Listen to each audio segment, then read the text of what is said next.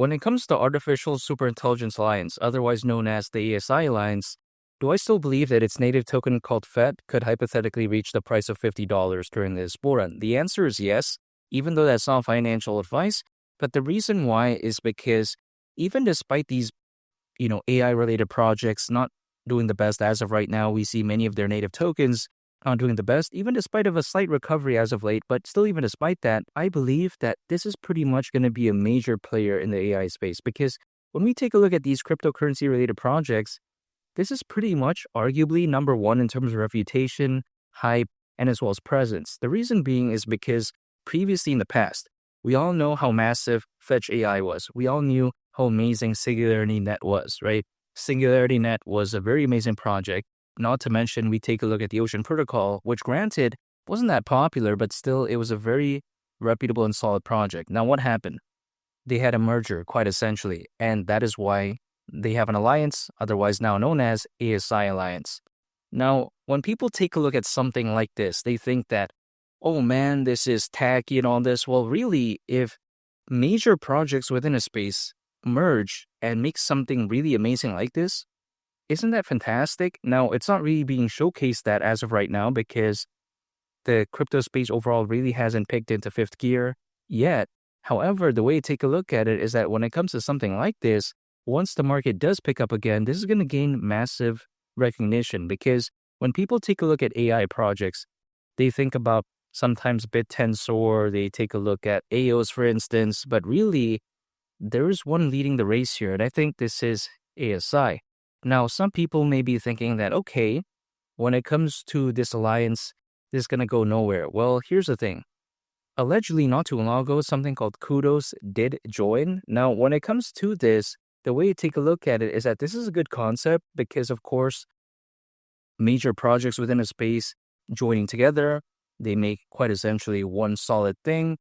It could have a bright future. However, what I would like to see moving forward is to not have it become diluted because if they have too many members and they start inviting random AI projects that really no one's ever heard of, it's going to really diminish their, I would say, reputation maybe in a sense, in a way that it won't really make it as reputable because, again, we all know how amazing Fetch AI was, SingularityNet, Ocean Protocol, historically speaking. If they keep inviting random projects, of course, that's not going to be great. But in my opinion, this is still a good concept nonetheless. While other projects out there, they're trying to compete with one another for no reason. They understood that, hey, why not just combine these amazing projects? Because instead of SingularityNet competing with Fetch AI and Fetch AI competing with Ocean Protocol, in which case they're pretty much focused on all the same things, just work together as a team and have a solid goal. And this is what I see here. It's very amazing. The way you take a look at it is that it's no different if, let's say, in a hypothetical scenario, McDonald's were to merge with KFC. It'd be amazing, right? I mean, imagine the market presence they would have there. Now, that's just the way you take a look at it here. Keep in mind, when it comes to ASI, people seem to think that AI has no future. Well, here's the thing. The AI market is predicted to reach nearly $2 trillion by 2030, according to Grandview Research. That's a very massive market right there. Take a look at, for instance, the GDP of Brazil. Brazil is a very amazing country, and back in 2024, the GDP of that was around $2 trillion. So again, that figure is very amazing right there. When I take a look at something like the AI market, yeah, sure. Again, these crypto-related projects that are focused on that, they're not doing the best as of right now. But I really do believe that better days are ahead. And once the AI market really picks up again in a massive way, this is going to be there to catch the wave, in my opinion. It did well in the past. Of course, there was a major pullback. However, I do believe that its comeback could hypothetically be greater than its setback because, man, when I see the crypto space picking up again, I think, again, this could be a big narrative. Take a look at this, for instance, right? As of right now, there's over 600 million crypto owners according to Crypto.com research. That right there is more than ever before in history. I highly doubt that the most recent top that we saw when it comes to cryptocurrencies, I highly doubt that that was the peak, so to speak, for this bull run. Of course, there's going to be the end to this bull run, but I don't think that's the peak. Keep in mind, back in 2021, during the top of that bull run, there was roughly around 300 million crypto owners. Now, again, there's pretty much double according to Crypto.com research. So I view this bull run as being something that could be so special. Not to mention, we take a look at Charles Hoskinson. who is not only the co-founder of Ethereum, but the founder of Cardano, even he predicts that back in November last year, then in the next 1 to 2 years from then, he said that he could very well see Bitcoin reaching anywhere between $250,000 all the way up to $500,000. Now, let's just let that sink in.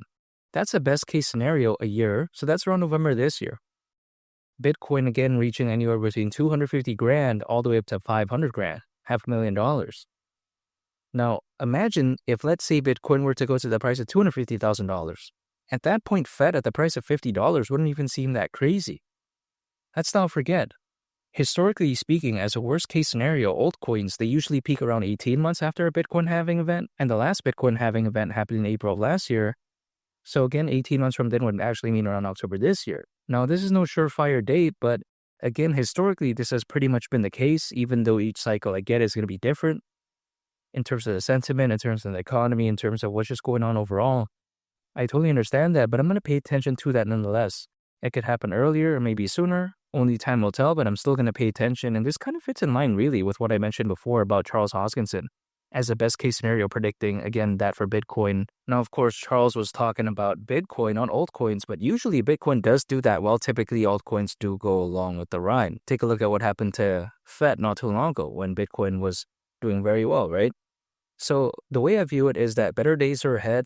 And not to mention, we take a look at the number of institutional investors, the amount of enterprise adoption, the Bitcoin ETF, the Ethereum ETF. I think this one could be very special. And when I take a look at something like this, my strategy is going to continue to dollar cost average. Anytime an income, acquire, hold, and I just wait.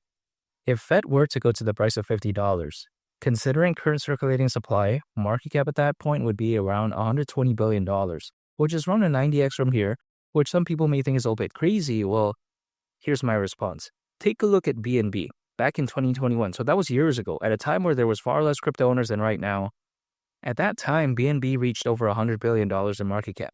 And BNB is not as dynamic as this, in my opinion. When I take a look at the grand scheme of things, this is trying to achieve a lot more. This is trying to be a lot more dynamic. Now, I get it. BNB has a lot more fans, but still, this is something that is, I think, a lot more special. And this time around, let's say Bitcoin reaches $250,000. Let's say Ethereum's at over $10,000 in price. Let's say the whole space overall is very euphoric. Let's say XRP is above $10 in price. At that point, when the market is that amazing, something like FET can't hypothetically reach the price of $50? That's just the way I take a look at it. Now, there may still be a ways to go here, but I'm still bullish nonetheless, and I'm not giving up. When I take a look at something like this, I think that better days are ahead. And make sure to subscribe if you gain value from this video. Greatly appreciate it. It's been Lee the Captain, and I'll catch y'all on the next one. I'm out. Peace. Bye.